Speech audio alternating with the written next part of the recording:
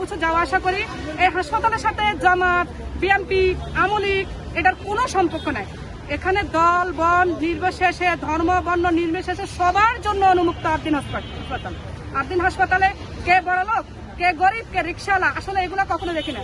এখানে আমি দেখতেছি ওই যে ঠোঁটকাটা, আমি নিজেই দেখছি ঠোঁটকাটা বাচ্চাদের ফ্রি চিকিৎসা হয়। ডায়ালিসিস 250 টাকা বাংলাদেশে কোথায় পাবেন আপনি? কোথাও পাবেন না।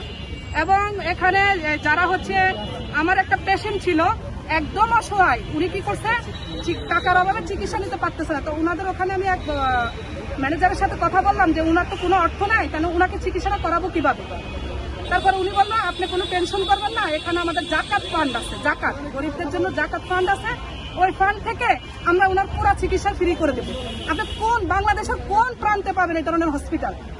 আমি সাধারণ জনগণের কাছে বলতে চাচ্ছি, আপনারা সবাই আরদিন হাসপাতালের ব্যাপারটা একটু দেখেন, নজরদারি করেন।